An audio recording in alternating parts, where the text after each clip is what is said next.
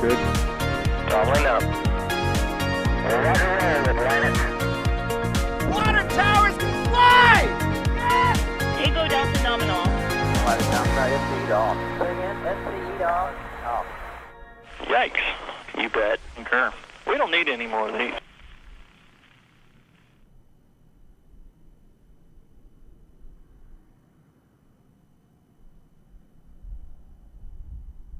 And good morning and welcome to the Cape Canaveral Space Force Station and the Kennedy Space Center in Florida, where you are looking live at a Falcon 9 rocket on Slick 40, getting ready to launch 54 new Starlink satellites into orbit, and there's something special about them today, so we will get to that very, very quickly. But before we do, I am Chris Gebhardt. I am the Assistant Managing Editor of NASASpaceflight, and welcome to our launch broadcast for this particular mission.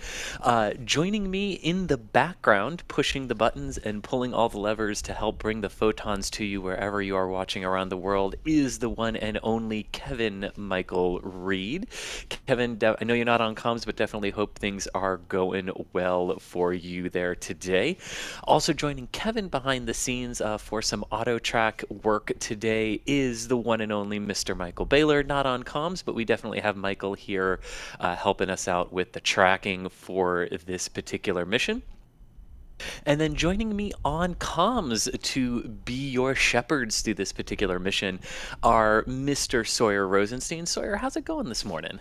It's going pretty well. I may not be Alan Shepard, but I will do my best to shepherd you through this mission and liftoff. Very good, sir. Wonderful joke for this early. Thank you. Wonderful Hey, even at applaud. 4 a.m., I can still try the puns. There we go. That's part of why you're here. Yes. And then also joining us out in the field, operating the camera and with the good old Mark 1 eyeball, is Mr. Thomas Berghardt, our news director. Thomas, how's it going this morning? You staying warm down there? Oh, staying warm. You know, I just was up north for the holidays, so this is nothing at this point. But it's a very early morning, but it's a good morning to go to space. Indeed it is. And speaking of going to space, Thomas, let's start off first with a little status update on the countdown. What's our current status of where we are right now with preparations for this launch, and what is it looking like our anticipated liftoff time is today? Yeah, so we were expecting a T0 of 4:40 a.m. Eastern Time, which is just under 35 minutes from now. But based on some of the timing that SpaceX has provided through their countdown net audio, things have moved ahead by around 5 minutes. It's hard to tell exactly with internet latency and things. So we are expecting that SpaceX has actually moved the T0 up and forward by about 5 minutes or so. Hopefully SpaceX will confirm the new T0 any minute now. But they are not targeting 4:40. They are targeting slightly earlier than that. And the reason we know that is because propellant load is already underway and has been for a few minutes. And in fact, on that camera view you're seeing right now, you can start to see some vapors forming around the first stage of the rocket, which is that telltale sign that very cold propellants are flowing into it. So we're awaiting confirmation of the new T0. These slight changes are not unheard of. Last-minute adjustments to avoid collision on launch assessment, cutouts or things like that, or issues with downrange weather or something like that. They always have a little bit of a window they can work with, even on these Starlink missions. And so we'll just wait for the exact T0, but a slight change, and they're going to launch slightly early, or at least they're going to attempt to. And we'll come back to what launching early can mean sometimes for specific missions. But before we do, as we wait for SpaceX to confirm what the exact T0 time is for this particular mission today, we do know that we are close. We are definitely about 30 minutes-ish out based on when they started fueling, but we'll get that confirmation from SpaceX. But before we do, Sawyer, I want to kick this over to you. But before I do, I want to say also that our standard, for those of you who are just joining us, if you do have any questions about this particular mission, go ahead and tag us at NASASpaceflight in chat. That does help send those messages over into a special queue that Michael has built that helps us see all of them and see all of your questions and get them into our queue. So do tag us at NASASpaceflight in chat, and we will do our best to get your question answered. But Sawyer, as we wait for some of those questions to start coming in, what is this particular mission mission today because, my goodness, the number at the front of the Starlink Group has changed. Are we out of the 4s finally? And what does 5 mean now for this particular for the particular goal of launching the Starlink constellation into orbit?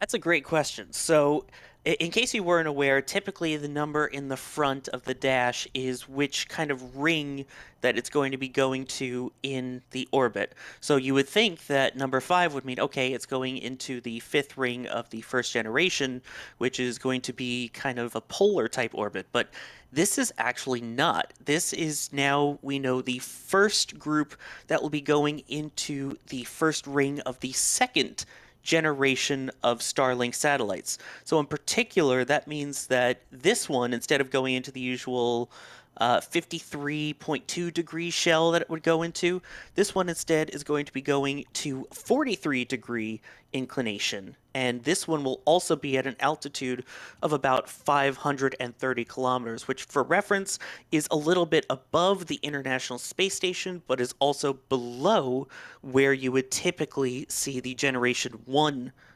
shell of satellites to be. Gotcha. And also, sort of also with this, what does this mean in terms of the generation of Starlink satellites that is on board? And specifically, what do we know about the new V2s that are supposedly launching today? Well, there are still some questions as to exactly which kind of specific hardware is going to be included in this satellite. And a lot of that also had to do with the questions of basically where are they going to be launching from? Is it going to be launching from Starship, or is it going to be launching aboard Falcon 9? And that's been a question that's been going back and forth as they've been trying to get FCC clearance for this second generation. So right now that we know it's going to be flying in a special Falcon 9-1 configuration, so it's going to be hardware and processes that are similar to what we've been seeing with the version 1.5s that they've been using under the first gen constellation up to this point, but it is heading into that second gen constellation. Gotcha. And here's a good question from Curveless Sphere. Interesting name. Hey, Chris, who's can I saying, jump in quick? yeah, go for it, We Thomas. have Yeah. a new T0 from SpaceX. They are now targeting 4:34 a.m. Eastern Time, so that's a 6-minute change to the left or earlier from the original anticipated T0. So the new target is 4:34 a.m. Eastern Time. That's 9:34 UTC. Gotcha. There we go. So that was an advancement on the launch time, which is very interesting. And I do want to get to a question a bit about that and what that means for the overall mission. But first, I want to hit this message from Curveless Sphere for either for Thomas, either you or for Sawyer. Curveless Sphere is asking, aren't these Starlink V2 satellites designed for Starship? So how can they fit inside a Falcon 9 fairing? Right, so we've gotten a lot of questions about this. We published an article where I would highly recommend reading up on this. This has all the details. Our good friend Alex wrote up our launch article for this mission, and it details all the different nuances and things about, okay, this is Gen 2, but like only kind of. So it's going to an orbit that is reserved for the second generation Starlink constellation. The inclination being targeted today is 43 degrees, as we already mentioned. That is an orbit that was not reserved at all for the first generation of Starlink. That is only in orbit for the Gen 2 constellation. So that gave it away that this is starting the deployment of that constellation. However, we believe, at least all the evidence points to, the payload being identical. Like the satellites on board are not any different from the ones that have been being launched for a while. There are 54 satellites on board, which is a similar number to similar missions before. They, like you said, if they can fit 54 satellites inside that payload fairing, they're clearly not the full-scale Starlink V2 satellites that are intended for Starship. And the way the SpaceX has been communicating with the FCC about this is basically all of the tech on board the satellites are more or less identical. It's just the only difference is they are resizing the satellite to better fit the constraints of whatever payload bay they're in or whatever. There's And the T-minus so- 20-minute event, by the way. Sorry to interrupt. Oh, nope. Always interrupt me for the T-minus 20-minute event. It's very important. Much appreciated. There is your T-minus 20-minute event. But yeah, so these are the same size and mass as satellites that have been launching for a while now. If there are very small changes to the satellites based on how their antennas are configured or something like that, that is possible. But unless SpaceX says something, we won't really know. They have two other options for future launches, and we might see this if, depending on what they designate, Group 6 or something like that. They can make larger satellites that still fit within the Falcon 9 payload variant, but they'd have less than 54, obviously, that are closer to the size of the full-scale V2 satellites, but aren't still the full size that Starship can support. And so they might end up launching those in the interim. That's the second of the two Falcon 9 compatible configurations for the second gen constellation. And then they have the Starship satellites, which will only launch on Starship. But to wrap that all up, today's satellites are likely identical to the ones that have already launched, or at least very, very similar. But they are being deployed into a second generation orbit. I hope that clarifies everything as best you can. It does. We definitely have some more questions on that we can come to about some of the nuances that we've that are involved here. But here is a good but here's a very good question that a lot of people are sort of wondering right now. So I'm going to grab it from YouTube user who is saying who's basically saying I thought the launch times were for correct orbital position, I thought the launch time was not variable. How can they move a launch forward by 6 minutes? Yeah, that's a great question. So they couldn't move the T0 by like several hours without serious repercussions to how these satellites would be deployed and things like that. But you usually have, even for instantaneous windows, and I think we've even seen this on like the weather forecasts that come out for Starlink missions and things like that, even when they only have one T0 reserved for a given launch attempt, they usually have somewhere around like 10 minutes or 15 minutes to like mess with the T0. And that likely comes down to a combination of Falcon 9 performance, where Falcon 9 can maybe slightly adjust its trajectory or fly a slightly different trajectory if it needs to launch at a slightly different time.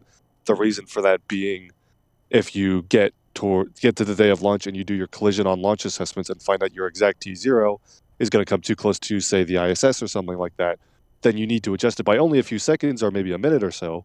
But you still need a little bit of wiggle room to mess with that.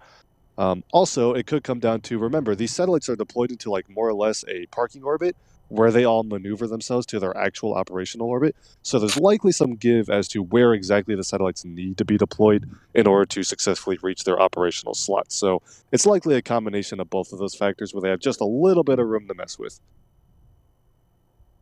Gotcha. And I have a couple questions about visibility here based on where it is going tonight. So Matthew Carpenter, thank you so much for the support, saying, will I be able to see the launch from Daytona Beach? Yes, you will. Definitely be able to see the launch from Daytona Beach. Usually becomes visible depending on exactly where you are in that area. If you're right on the beach, very quickly. If you're a bit inland, it could be up to about 40 seconds after liftoff before you see it. But you should see it from Daytona. It is clear across the Florida Peninsula, so that should happen. And then also got a question here from Toby saying, will I be able to see this from Miami? And Sawyer, I believe the answer is for our South Florida folks, you are in luck because this is arcing a bit to the south. Yes, for South Florida viewers, it is in a very good position, as this one is doing slightly different from what we're used to seeing, especially with Starlink. So this one, as you can see on the map here on the screen, it's going to be going out and then curve southward kind of by the Bahamas. So it's doing what we've seen before out in the West Coast with the dogleg, but is actually doing it here on the East Coast. And there's a couple of reasons for that. The first being, as we mentioned, the different inclination of this one. But the second and more interesting reason as to why they do the dogleg is actually to do with the time of year. This is something that SpaceX did last year a bunch during the winter time as well, and a lot of that has to do with weather conditions downrange. Keeping in mind that this mission, like others, is landing on one of the drone ships, in this case a Shortfall of Gravitas, and so it is trying to find slightly calmer seas, which if you go further north with all the winter weather, they can actually be a lot more rough. So if possible, they will actually try and go a little bit past the Bahamas to land for calmer seas. And in this case, they are about 660 kilometers downrange to the southeast for the drone ship. Very good. Very And good. I will add that the skies are crystal clear above Cape Canaveral tonight. You can see lots of stars in the sky. not a cloud in sight. Should be a beautiful morning to view a launch if you're anywhere in the Cape Canaveral area or hopefully a little bit north or south. And in the Palm Beach area here, it is also gorgeously clear, no clouds in the sky. Perfection. So basically, if you're in Florida, you should get a good shot of this based on the way it is headed out today. So that should be good. Man's on Mars saying, you guys rock, best rocket launch broadcast around. Shout out to my new rescue puppy Vega watching her first launch. Well, we always love rescuing animals in spaceflight, and shout out to Vega watching her first launch. And then Musical Wolves is asking too, will these be replacing some of the version 1s or just join the version 1s that are up there? I don't think it's necessarily joining version 1s in this case, because again, it is such a different inclination from all of the other shells that we're used to seeing for the Starlink missions. So, I mean, once we get into these different Gen 2 shells, they're actually really interesting orbits. There are ones that SpaceX has requested that will be below the ISS, in fact. Some that will be like this one between the ISS and the current Gen 1s, and eventually some that will even be at a higher altitude than the Gen 1 satellites once they get their eventual 7,500 next-gen satellites up and running for Generation 2. At least the 7,500 that have been approved so far by the FCC. I'll add that I think the best word to describe this is they'll supplement the Gen 1 satellites. This is all about putting more satellites into orbit into these various inclinations and shells so that you can increase the total bandwidth you can offer to Starlink customers, basically. That works. And right along those lines, Musical Wolves with a different question. How many total Starlinks were launched just this year? If you include, okay, so Musical Wolves is asking if you include this batch. Alex actually did the calculation in our back channel, not counting this one. So not counting today. This year, SpaceX has already launched 1,668 Starlink satellites, and 54 more will join it. So if you include today's, that will bring the total number up to 1,722 Starlinks launched just this calendar year by SpaceX. And continuing on with the questions here, about 12 and a half minutes to go. Good question here that I'll throw to Sawyer from Amen, who's asking, is this the last launch of the year? And I think it depends on how you answer that, depending on the launch site.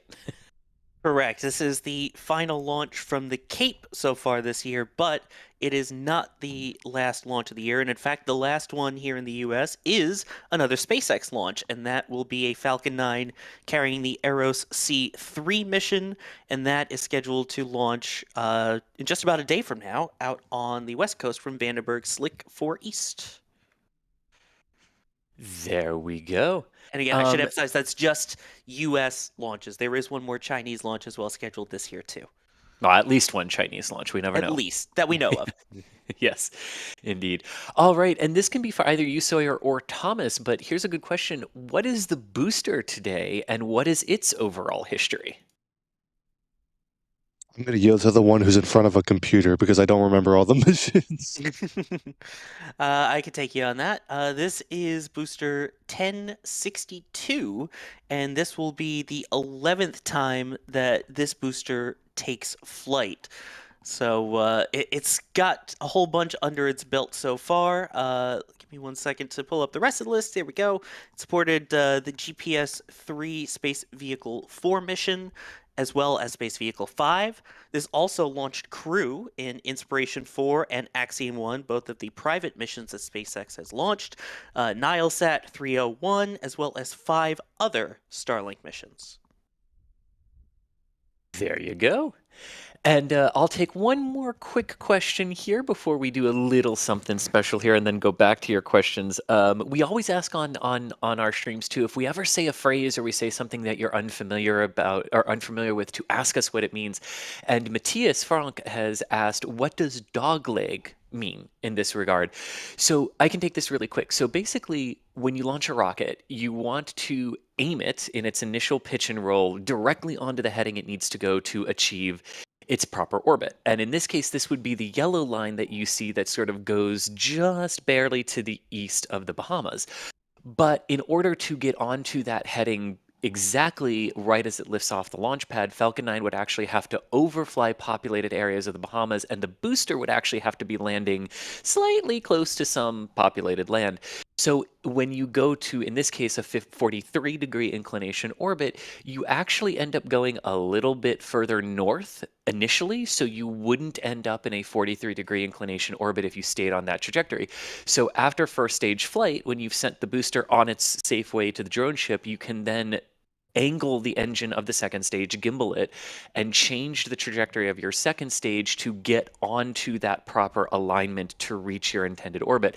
And it is that maneuver, that shifting of the initial orbital path while you are launching, is what is called the dogleg maneuver, because instead of a straight line, it ends up having a little bit of a hook to it. So it's just called a dogleg in that regard. And if anyone out there is a golf fan, that's also a term used for golf holes as well that curve around Yep. trees. Yep, there you go. So, and of course, they're heading for a hole-in-one with the booster today. So, see, golf puns. Yes, I can do it too, Sawyer. Heyo. I'm sorry I didn't tee you up for one. Well, you know what you did tee me up for is I kind of like opening up new things that come in the mail over a cup of tea. And we do definitely have some things that you can, if you want to ring in the new year with some new merch from us, we have this wonderful new print that Mac Crawford made from us, the Rocket Garden family photograph. So you could definitely see Starship, the two versions of SLS. You've got the Falcon 9, the Star of Today's Show. You've got the upcoming Vulcan, Terran R. You've got the Arians in there. You've got the nice little Rocket family, right? Who doesn't like a nice little family photo and family portrait to hang on your wall? So if you do want a list of the or images of the currently active or soon to be active rockets of the world, head on over to shop.nasaspaceflight.com. This is one of our metal prints. It looks absolutely gorgeous on the wall there. That photo we were just showing you is actually from our managing editor when he got his and unboxed it. So they definitely look great. And while you're there too, you can definitely check out the other metal prints that we have. If you're an SLS fan, we've got some epic ones of its launch, but also numerous ones of Starship, especially as we prepare to head to orbital flight, because here's a great view of the first big mega moon rocket that lifted off in November of last year, and hopefully another mega rocket will join it very shortly as well. But definitely, that's another way that you can support us here at NASA Spaceflight and help us keep the lights on and keep rolling out to all of these amazing missions, because we care about all missions, which is why we're at the Starlinks at 4 o'clock in the morning. Thomas, thank you very much for rolling out this morning. At least it's not like the Arctic blast that we were having a few days ago for you out there right now. Always a pleasure, Chris. No worries. And may I point out, Yes. by the way, no offense to my family, but that rocket photo is better than any of the holiday photo cards that I've gotten in the mail. So There we go. There we go. So definitely, definitely check that out if you are interested in some new artwork for 2023. I think I accidentally said the wrong year because we're at that weird moment where like the year has changed, but it hasn't. Go with me, folks. Anyway, 6 minutes and 20 seconds away from launch. So we are in the business end of this countdown. So Thomas, really quickly before you have to go for tracking, what's going on right now in our countdown, and what can we expect as we head toward T0? Yeah, so now that we're at the T-minus 6-minute mark, we're a minute into stage 1 engine chill. So Falcon 9 is letting a little bit of liquid oxygen flow into the plumbing of the 9 Merlin 1D engines on its first stage. That's helping cool all those components and prepare them thermally for the full flow of propellants, both kerosene and oxygen, at ignition. Of course, that'll happen just a couple seconds before T0. So engine chill underway on the first stage, and the propellant loading is wrapping up. We already have RP1 kerosene load completed on the upper stage. In fact, that was completed at that T-minus 20-minute event. That's what it indicates. So liquid oxygen loading on the upper stage will be wrapping up here in a couple minutes, and then both kerosene and liquid oxygen loading will also be wrapping up on the first stage in a similar time frame. So engine chill underway, the last little bit of propellant load underway, and then we'll be getting close to T0, ignition, and liftoff. which update RP1 load is complete. Perfect. Thank you much, Sawyer. Thank you much, Thomas. And then, of course, when Falcon 9 lifts off, she will pitch just slightly to the south today, heading out on a slightly east-southeast trajectory to obtain the 43-degree inclination orbit for this particular mission. What that means is that the Florida Peninsula has a great shot of seeing this, definitely the Bahamas, because it will fly directly over you. So if you are in the Bahamas, it will come directly over some of the two most northern, largest islands of the Bahamas here today. But unfortunately, if you are north in the US along the eastern seaboard, this is not a Starlink mission that is going northeast. So unfortunately, North Carolina and up the seaboard will not be able to see it. Levi, I know you were asking that question, so wanted to hit that for you. Not really expecting it to be visible in North Carolina today. Willie, thanks so much for becoming a flight engineer member. That is amazing. Thank you so much. That continuous monthly support is another way that we really appreciate that support and helps us roll out to all of these things. So thank you so much, Willie. That continued support really means the absolute world to us. Thank you. Genuinely, thank you. And by the way, if you are looking at the screen right now, you may start to see the strong back retract. That is the tall white structure along the side of the vehicle that prior to liftoff helps provide it with all the power and propellants that it needs to load. And thank you for that, Sawyer. You teed me up perfectly for that, because one of the questions we have from the sandwich maker is we talk a lot about the boosters being refurbished, but how often does the transporter erector get some TLC? That's actually a really good question. I mean, pretty much between launches every time, they will have to bring it back inside the HIF, the Horizontal Integration Facility, basically the hangar there, so that they can load up the next booster and load in any new payloads and the fairings and all of that. So while it is in there, they can always check it out between launches as well. So the hangar there isn't just for making sure the spacecraft is good to go and the satellites are good to go, but also the ground support equipment. Indeed, and I do just want to point out two nice notes that we did get. Camper News Network saying they're on vacation on the Space Coast, never seen a nighttime launch. What can I expect? Expect the sky to basically turn to daylight for a brief second as Falcon 9 begins to lift off. It will be incredible. It will be incredible. Night launches are truly spectacular. Biggest thing I will say, since it is clear, keep your eye on the second stage, and about 6 minutes after liftoff, watch for the entry burn, because the entry burns are visible from the coast of Florida 600 kilometers downrange when they happen on clear nights. Stage 1 LOX load complete. Perfect. Thank you very much there, Sawyer. And the next thing I just wanted to hit is Odin. Enjoy your view from the Banana River. You're apparently not alone. There's another NSFer out there too, so you got to find each other now. That's all I'm saying. But with that, at 2 minutes to go, Thomas, you are going to be tracking, so good luck and Godspeed, sir, tonight. Thank you very much. See you on the other side, Coop. Alrighty there. And Sawyer, you and I will be here taking everyone through it. Just want to hit really quickly, Newfie, thank you so much for becoming a PadRat member. And TNL, thank you so much for the Capcom member. So you at Capcom and Willie, who got the flight engineer membership, you get access to our Discord. So if you love our voices and you love our sense of humor, congratulations, you now have access to it 24/7. So thank you so much. That really means the world to us. But at 90 seconds to go, we're going to hit a brief pause on taking some questions. We'll come back to a few of them after liftoff here. But Stage 2 LOX load is complete.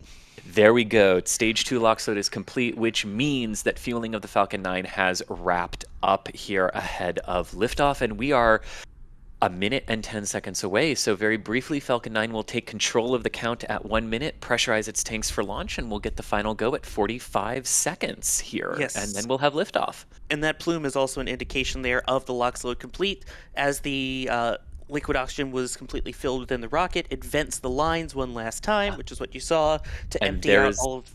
Yep. Sorry, there was the drone ship really briefly. Sorry, yep. Yeah, that empties out all the lines ahead of liftoff. And now Falcon 9, as we are within 1 minute, is within startup, which means the rocket's onboard computers are controlling everything from this point. Indeed. So here we go, the final 30 seconds of the countdown for the launch of the Starlink 5-1 group on a Falcon 9 rocket from Slick 40 at Cape Canaveral.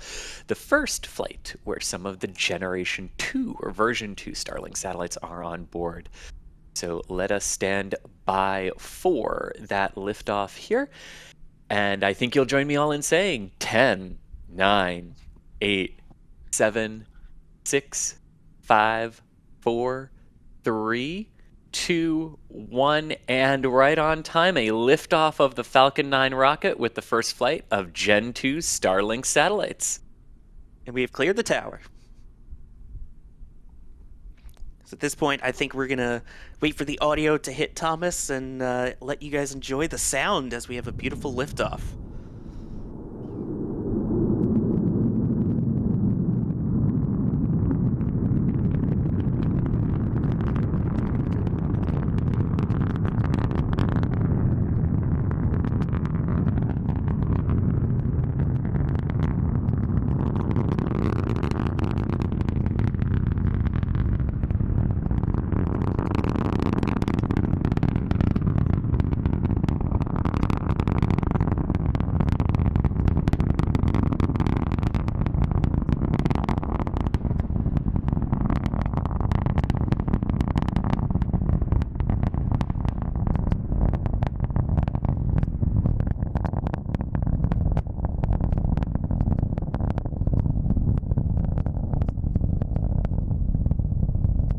Still hearing that wonderful rumbling sound, but a minute 13 seconds into the flight, Falcon 9 going through max Q, the moment of maximum mechanical and aerodynamic stress on the vehicle. Some wonderful multi-camera views from Thomas's tracking camera, one of the robotic trackers from Michael on our facility at the Kennedy Space Center, and of course the ever faithful fleet cam showing up there, giving that wide-angle look of Falcon 9 turning night into day. But you can see the flames beginning to expand as Falcon 9 ascends into the upper reaches of the lower atmosphere, and as the air pressure decreases, there's not as much pressure, forcing that flame into its very tight configuration that you see at liftoff. So this isn't actually the engines doing something differently, this is just air pressure and physics all at work. And this is the part I love, Sawyer, when it starts to turn this orange and then white. I don't know about you. I love the color on that. That's gorgeous. And of course, we are coming up about... Go for it. So I was going to say we're about 20 seconds away, 15 now, from a whole bunch of events in rapid succession. First will be MECO main engine cutoff, followed by separation of the first and second stages. And then the second stage will start up its engines about 10 seconds after MECO. So we'll be coming up on that in about 5 seconds or so. And velocity definitely looking good for Starlink missions there. And there is MECO, main engine cutoff, booster separation, and there is MVAC engine ignition, with Florida doing a little cameo in the background there for a moment. And we should be getting fairing separation in just a few seconds, and there they go. There they go. So on the right-hand side of your screen is the Starlink stack on the second stage. On the left is the booster, and behind the booster are the lights of Florida. You can see Daytona Beach, Jacksonville, just to the left grid fin there. And oh my gosh, look at the second stage. Oh, jellyfish. Look at the second stage. Oh, we call that the jellyfish, folks, when it starts to spread out like that. You know, I purposely didn't say anything today because it's one of those things where, like, 440 this morning is, like, right on that cusp of, like, it depends on how high they go, right, in the overall ascent corridor as to what we could see there. But you can definitely see Falcon 9 continuing to ascend there. That view on the left is now Florida on the left-hand side of your screen, the lights of Central Florida and the Cape and Brevard County fading from view as the booster heads for its drone ship, which is actually located in Bahamian waters today. And the second stage right now would be doing its dogleg maneuver to angle itself into the proper orientation to achieve that 43-degree orbit, because they had to go a little bit north of that to avoid some of the larger northernmost islands in the Bahamas, and the sound wave has reached Daytona from the liftoff. Oh, wow. Oh, it is very pronounced tonight.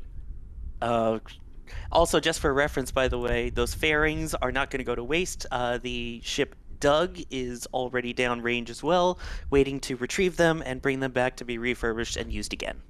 And 250 by the park asking that exact question: do the fairings get recovered even if it's nighttime and in all weather conditions? And the answer is yes, they always try to recover the payload fairings whenever possible, just like the booster. Also, I love how long we're getting these ground shots from, too, on the left. Oh, I know. Well, this is the point, and this is why I said if you're on the ground with your own Mark 1 eyeball, to watch the second stage track, because the booster is following nearly that same exact trajectory. It'll be a little bit off because of the dogleg tonight, but you'll be looking in just about the right location, because in about a minute and a half, is when the first stage will reignite 3 of its engines to perform the entry burn. And that, even though it's 600 kilometers downrange from Florida, is visible because the booster is high enough. So because it's clear, if you're in Florida, watch for that entry burn coming up in about a minute-ish or so. Yep, we should see that about 6 minutes and 45 seconds into flight. Yeah, and you can see on the right-hand side of your screen, you can definitely see that the overall velocity of the second stage increasing at 12,000 kilometers per hour now, aiming for roughly 27 to 28,000 kilometers an hour at engine cutoff. The exact figure is going to determine is determined by the exact orbit they're trying to get into. In their initial go. So anywhere between 27 and 28 is about the ballpark we're looking for orbital velocity. And there is the entry burn underway from one of the cameras that you can see. No, is that the entry burn, or is that the second stage? No, Michael? that's still the second stage, I believe. That's just the second stage, yeah. That's stage just 2. Fantastic Okay. tracking work. That really was. There was a star. There's the entry burn. There we go. Or yeah, the start of it. That's just getting ready for it. And, yeah, the start of it, yeah. We got another, I believe, 20 seconds or so till we actually get the full burn. But yeah, and also just for reference on the right, you can kind of get a good indication. I'd always seen questions about how they're deployed, of how all 54 satellites are stacked up and how they will just be released and basically spread themselves apart as they separate. So getting a good view of how they're packed. Also getting a couple glimpses. Oh, there we go. And there we go. Engine. So preparation's complete, entry burn underway, and there are the 3 that are firing. You can tell with the plume interaction there, they lit one and then they lit the other 2 there. So entry burn definitely underway, slowing that booster down. Look at that velocity plummet on the left-hand side of your screen. And then when it's done, the velocity will start to tick back up for a bit, and then air pressure will grab hold of the booster and slow it down from there until the landing burn. In fact, you can see that happening now, the air resistance now slowing the booster down after the entry burn. Yep. Oh, look at that through the grid fins. Oh, look at that! Wow! Oh, the aerodynamic forces there through the grid fins, which those will help steer the first stage once it gets lower into the atmosphere and to help it guide itself right onto the X on the drone ship A Shortfall Of Gravitas. And do my eyes deceive me? Is that Earth's... What is the gray line? Is that Earth's horizon, Sawyer?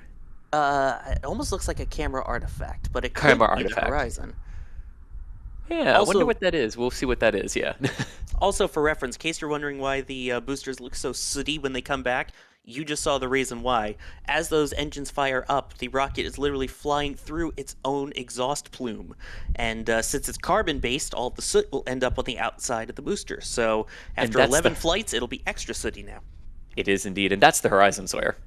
Oh, yes. That is the horizon of Earth. There. So sunrise from a rocket ascending into orbit we are about to see. And there's the second... Is that one of the seconds? Is that the second stage on the long-range tracker, Michael?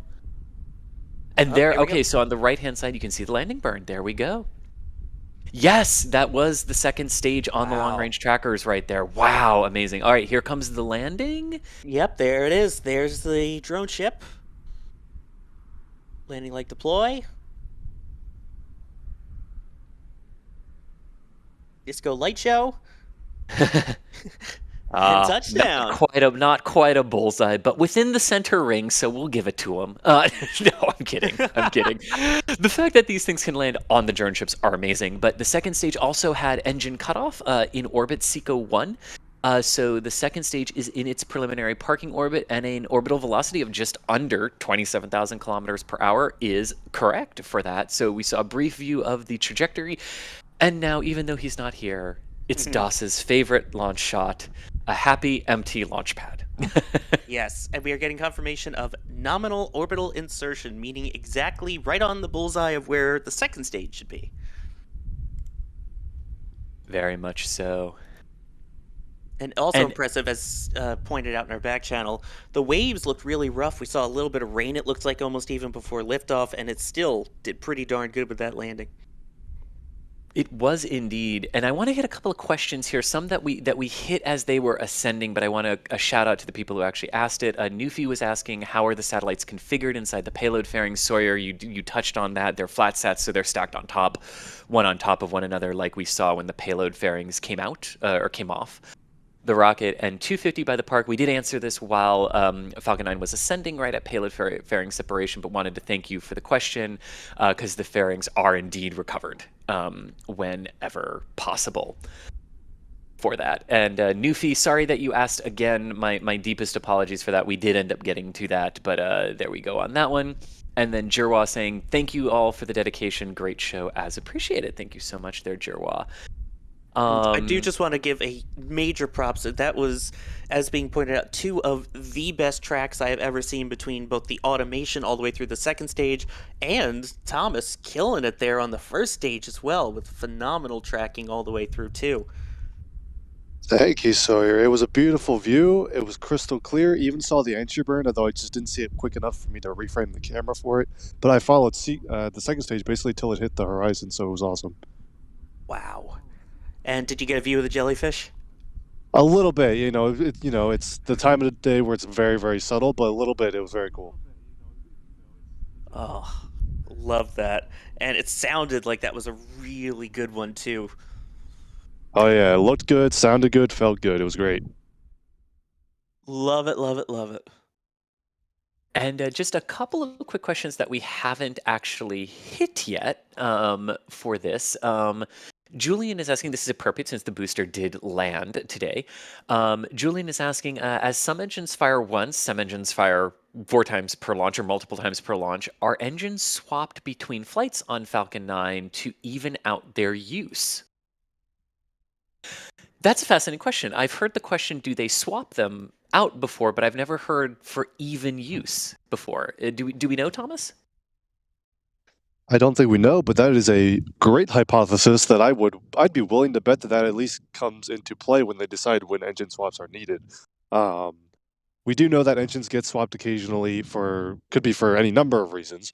We don't have any way to track that though, and SpaceX doesn't provide like statistics or updates on that kind of front, so we don't really know.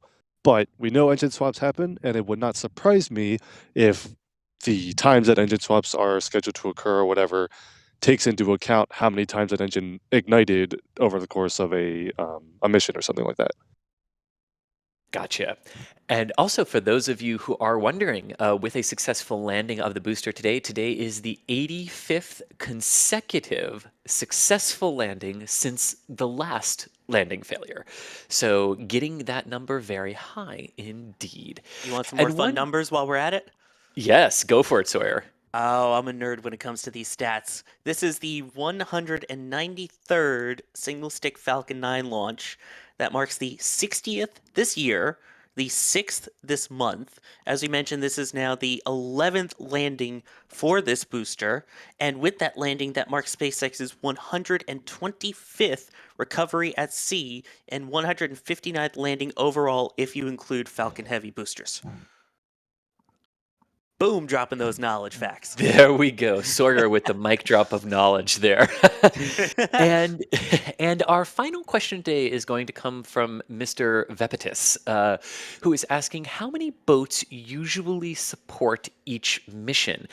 And I think the number varies as to whether or not there are payload. Well, the number used to vary, right? But I think it's pretty similar now, right? Sawyer, Thomas, how many boats actually go out to support each mission now? So now it's oh wait, no, I was gonna answer, now I'm second guessing myself. Because they're still not allowed to like leave the drone ship completely unattended, right? Yeah, so my understanding is that Bob and Doug usually go out with the drone ships as the support vehicles, and then if there are fairings, they go get the fairings, and then another ship will tend to it. But usually there are 2 ships that support each mission. Right. Like 2 ships, not counting the drone ship, right? Yeah, 2 ships, not counting the drone ship. Yes. Yeah. Good. And the Point of exception to that clarification, yes. rule. Okay. And the exception to that rule would be a Dragon mission, because a Crew Dragon mission at least, because in an abort scenario you have a Dragon ship on standby, ready to go. So it is, I think they sometimes don't even leave Port Canaveral, but they are on standby, ready to go if they need to. Yeah, and I believe that number even increases because I believe one of the crew recovery vessels even goes at that point to the Gulf side just in case there's a like, uh-oh, we need to come back after one orbit or two, like to set up for that, uh-oh, if something goes wrong and we have to come back right away.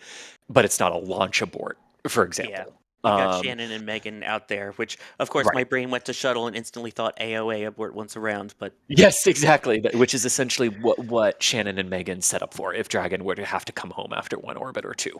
Yeah. yep. So great question there. And with that, that is actually going to do it for us here for this one, for the last Cape launch of 2022. I definitely want to thank everyone who was here today. I'll start with me since we go in order for our folks behind the scene. I was Chris Gebhardt, I am Chris Gebhardt. I am Chris Gebhardt, Assistant Managing Editor of NASA Spaceflight. I was your host today, and thank you all so much for joining us. Behind the scenes, joining me, they were not speaking, but they were pushing the buttons, pulling the levers, and making the photons flow to you. First off was Mr. Kevin Michael Reed, who was producing this stream. Kevin, thank you so much for getting up early or staying up late, depending on how you worked that with your time zone. Thank you very much for that support. And also behind the scenes, working the auto track function of some of our cameras out there was Mr. Michael Baylor, and you saw some of his work live on screen here today, tracking Falcon 9 as she took those 54 Starlink satellites into orbit. So Michael, thank you very much for all of that coding and work as always. And then joining me on comms was Mr. Sawyer Rosenstein. Sawyer, hope you had a good day. And it's always a good day when we started off with a rocket launch, isn't it? Well, in my case, ended off. I've been editing something very special that'll appear before the end of the year. But yes, it was Ooh. fantastic to be here. Always great to see Liftoff. And for those asking in chat, no, there is not fire. The only thing that was fire was the amazing camera work from tonight's stream. Indeed, indeed. And Sawyer, since you said you were working on something else, I'll say in my best Doctor Who impression, spoilers for all of you. Thank you for not calling me sweetie.